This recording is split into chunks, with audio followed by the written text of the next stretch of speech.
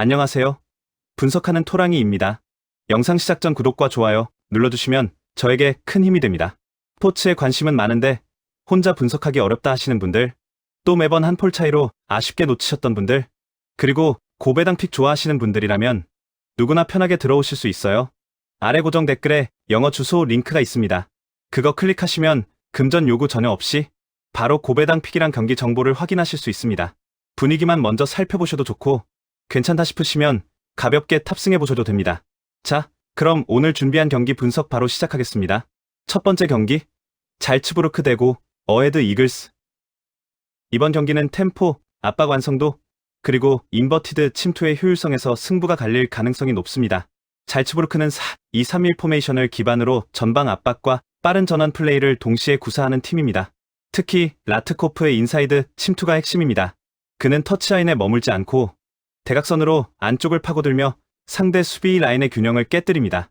이 움직임이 베르테센과의 짧은 패스 연계로 이어지며 순식간에 하프 스페이스를 침투해 결정적인 득점 찬스를 만드는 구조입니다. 비드스트럽은 중원에서 전진 패스의 타이밍을 조율하며 공격 템포를 끌어올리는 역할을 맡고 있습니다. 그의 전방 패스가 정확히 맞물리는 순간 잘츠부르크의 공격 리듬은 한층 빨라지고 상대 수비는 대응 타이밍을 잃게 됩니다. 잘츠부르크의 가장 큰 강점은 짧은 간격의 패스와 세컨드볼 반응 속도가 빠다는 점입니다. 볼을 잃더라도 곧바로 압박으로 되찾아 공격을 이어가기 때문에 상대는 쉬어갈 틈이 없습니다. 홈에서는 전방 라인을 더욱 끌어올리고 빠른 볼 회수 이후 침투로 바로 이어지는 템포가 완성되어 있습니다. 이 리듬이 틀어지지 않는다면 경기의 주도권은 온전히 잘츠부르크에게 있을 것입니다. 반면 고 어헤드 이글스는 라인을 내리고 역습에 집중하는 4-2-3-1 전형입니다. 에드바르드센이 전방에서 폭넓게 움직이며 공격을 전개하지만 중원의 마가렛과 브렘이 전진 속도가 느려 전환 타이밍이 늦어지는 장면이 자주 나옵니다. 또한 수비 라인의 커버 간격이 넓어 잘츠부르크의 인버티드 침투 루트를 막아내기 어렵습니다. 라트코프가 중앙으로 파고들며 베르테센과 연계하는 장면에서 수비의 협력 타이밍이 한 박자씩 늦게 따라오면 결국 공간이 열리며 실점으로 이어질 가능성이 큽니다.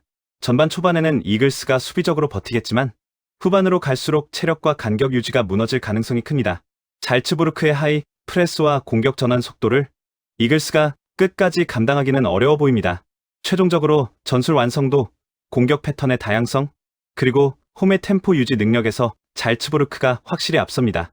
이번 경기는 잘츠부르크가 전반 중반 이후부터 리드를 잡으며 공간 활용 능력의 차이로 승리를 가져갈 가능성이 높습니다. 두 번째 경기, 마인츠 대 피오렌티나. 이번 경기는 세컨드 지역 장악력과 전환 속도가 핵심입니다. 마인츠는 3-4-3 전형을 기반으로 중원 압박과 빠른 트랜지션 전개의 강점을 가진 팀입니다. 특히 이재성이 중심 역할을 맡고 있습니다. 그는 하프라인 근처에서부터 라인 사이로 파고드는 침투 타이밍이 정확하고 세컨드 지역의 빈 공간을 순간적으로 점령하는 능력이 탁월합니다. 치우는 빠른 볼 배급으로 템포를 끌어올리고 네벨은 전진 패스를 통해 상대 압박을 무력화하며 공격 흐름을 만들어갑니다. 마인츠는 홈 경기에서 전방 압박 강도를 높여 상대 빌드업을 초반부터 차단하는 데 집중합니다. 공을 빼앗자마자 빠르게 공격 전환을 시도하고 이 과정에서 이재성의 침투와 시브의 패스 타이밍이 완벽히 맞물리면 피오렌티나의 수비 간격은 순식간에 무너질 가능성이 큽니다. 특히 세컨드볼 회수 능력이 뛰어나기 때문에 피오렌티나가 압박을 벗어나더라도 곧바로 다시 공을 되찾는 장면이 반복될 것입니다. 반면 피오렌티나는 전방 압박의 출발은 빠르지만 뒷라인 커버가 느려 라인 간 간격이 자주 벌어집니다. 모이스키는 제공권에서는 강점을 보이지만 하프 스페이스를 메우는 움직임이 느려 중원 압박이 쉽게 무너집니다. 구드문드손은 전환 속도는 좋지만 수비 가담이 부족하고 파지올리는 강한 압박을 받으면 패스 정확도가 급격히 떨어지는 단점이 있습니다. 이런 구조적인 문제 때문에 피오렌티나는 세컨드 지역에서의 커버가 불안하고 결국 상대의 빠른 침투를 막기 어렵습니다. 전반 초반에는 피오렌티나가 점유율을 유지하며 경기를 풀겠지만 시간이 흐를수록 마인츠의 압박 강도와 전환 속도에 밀릴 가능성이 높습니다. 특히 후반으로 갈수록 피오렌티나의 체력이 떨어지면 이재성이 하프 스페이스에서 만들어내는 움직임이 결정적인 찬스로 이어질 것입니다. 결국 이 경기는 라인 간격 유지와 세컨드 지역 장악에서 마인츠가 확실히 우위를 점하는 경기로 예상됩니다. 이재성의 침투와 시브의 템포 조율이 중심이 되어 마인츠가 홈에서 경기를 주도하며 승리를 가져갈 가능성이 높습니다. 세 번째 경기, AEK 라르나카 대 에버딘.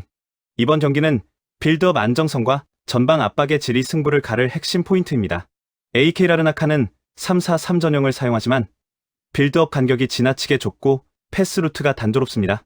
센터백과 미드필더 간거리가 일정하지 않아 상대의 압박 한 번에 전개가 끊기며 모이스키는 전방에서 버티는 능력은 뛰어나지만 지원 타이밍이 늦어 고립되는 경우가 많습니다.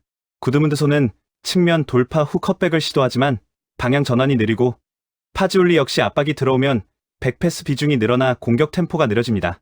이 때문에 라르나카는 공격 전개가 막히면 수비 전환 속도도 급격히 떨어지는 모습을 보이고 있습니다. 반면 에버딘은 4-3-3 전형을 바탕으로 한 조직적인 압박 전술이 강점입니다.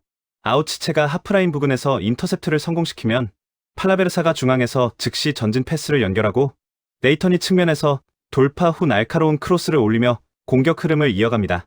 이 팀의 압박은 단순히 체력에 의존하지 않고 2명에서 3명의 협력 압박으로 볼을 끄는 뒤 곧바로 역습으로 전환하는 구조입니다. 라르나카처럼 간격이 좁은 빌드업 팀을 상대로는 이 압박이 더욱 치명적으로 작용할 것입니다. 전반 초반에는 라르나카가 점유율을 높이려 할 가능성이 있지만 압박이 강해질수록 패스 선택이 소극적으로 변하고 후반으로 갈수록 체력 저하와 함께 수비 간격이 벌어질 전망입니다. 이 시점부터 에버딘의 역습 속도와 압박 효율이 확실히 빛날 가능성이 높습니다. 특히 하프라인 근처에서 볼을 탈취하는 순간부터 공격으로의 전환이 매우 빠르고 3번에서 4번의 짧은 패스로 바로 슈팅까지 이어지는 전형적인 효율형 패턴이 자리 잡혀 있습니다. 종합적으로 보면 전술 완성도와 압박 타이밍, 그리고 체력 분배에서 에버딘이 한 수위에 있습니다. 라르나카가 수비적으로 나올 가능성이 크지만 압박에 흔들리는 순간부터 경기 리듬은 완전히 에버딘 쪽으로 기울 것입니다. 네 번째 경기, 디나모 자그레브 대 셀타비고. 이번 경기는 단순한 전력 싸움이 아니라 체력과 거리, 그리고 리듬의 싸움입니다. 디나모 자그레브는 홈에서 경기력 기복이 거의 없는 팀으로 조직력과 응집력이 매우 탄탄합니다. 드레나 벨료는 박스 안 움직임이 정교하고 세컨드 찬스 반응 속도가 빠르며 토이코비치는 중원에서 볼 배급과 템포 조절을 동시에 수행하며 팀의 공격 리듬을 이끌고 있습니다. 류비치치는 하프 스페이스로 침투하며 이선에서 세컨드 볼을 회수하고 전방 압박의 출발점 역할을 하며 공격 템포를 끊김없이 이어갑니다. 특히 자그레브는 홈 경기에서 전방 압박 강도를 높여 상대 빌드업을 초반부터 차단하고 세컨드 지역 장악을 통해 경기 주도권을 확실히 가져오는 팀입니다. 후반으로 갈수록 템포를 조절하며 상대 체력 저하를 유도하는 운영 능력도 강점입니다. 반면 셀타비고는 스페인식 점유 전개를 구사하지만 이번 원정은 이동거리의 부담이 큰 경기입니다. 스페인 북서부에서 크로아티아 자그레브까지의 장거리 이동은 선수단 컨디션에 직접적인 영향을 주며 이아고 아스파스와 파블로 듀란 같은 주력 공격수들의 체력 유지가 쉽지 않습니다. 일라익스 모리바가 중원에서 템포를 잡으려 하지만 전방과의 간격이 벌어지면 고립되는 장면이 잦고 최근 원정 경기에서는 수비 전환 속도가 느려지는 모습이 반복되고 있습니다. 또한 교체 자원층에서도 디나모 자그레브에 비해 뚜렷한 우위를 점하기 어렵습니다. 이런 피로, 누적과 조직력 저하가 후반 집중력 하락으로 이어질 가능성이 큽니다. 전반 초반에는 셀타비고가 점유율을 유지하려 하겠지만 디나모 자그레브의 강한 전방 압박과 빠른 볼 회수 앞에서 점차 리듬을 잃을 가능성이 높습니다. 벨료의 세컨드볼 반응과 류비치치의 하프 스페이스 침투가 맞물리면 셀타비고의 수비 간격은 쉽게 벌어지고 후반으로 갈수록 홈팀의 흐름이 강화될 것입니다. 결국 이 경기는 홈의 조직력과 체력적 우위가 명확히 드러나는 구도입니다. 최종 예상 정리, 잘츠부르크 대고 어헤드 이글스, 마인츠 대 피오렌티나, AK 라르나카 대 에버딘, 디나모 자그레브 대 셀타비고. 오늘도 끝까지 함께 해주셔서 정말 감사합니다. 혹시 이런 분들 계실 거예요? 스포츠는 좋아하는데 혼자 분석하려니 막막한 분, 매번 아쉽게 한 폴락으로 속상했던 분, 고배당 픽은 땡기지만 혼자 시도하기 부담됐던 분, 그리고 정보가 부족해서 시작조차 어려웠던 분들까지요. 저희 멤버방은 그런 분들을 위해 만들어진 곳입니다. 매일 경기별로 꼼꼼한 분석과 믿을 만한 정보를 나누고 소통을 통해 함께 전략을 세우시면 혼자 할 때보다 훨씬 더 재미있고 효율적으로 즐기실 수 있을 거예요. 혼자 고민하지 마시고 같이 즐기면서 수익 만들어 보세요. 스포츠는 혼자보다는 함께 할 때 훨씬 더 즐겁습니다.